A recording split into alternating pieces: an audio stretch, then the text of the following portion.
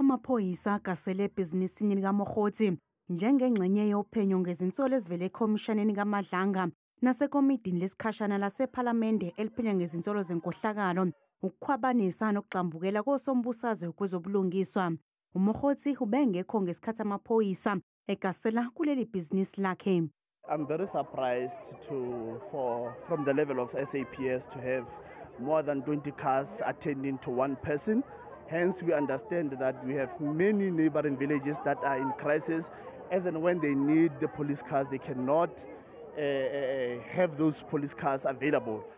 uMokgosi uthi-ke neme ngesenzo samaphoyisa. Why do they wear balaclavas?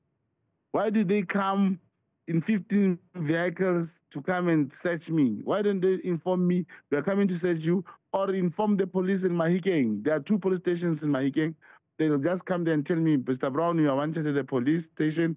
I'll avail myself, wait for them, come fetch me, go and search whatever they want to search. Lo somabhizinisi usabise ngokuthi uzogeqa amagula ngosombusazwe abanenkohlakalo uma sevele eKhomishaneni kaMadlanga.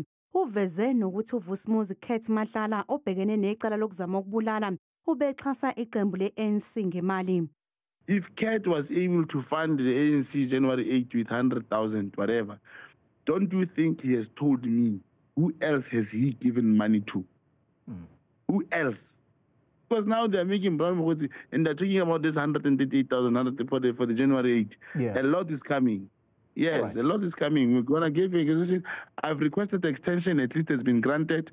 It means in a week or 2, I'll be in Madlanga Commission.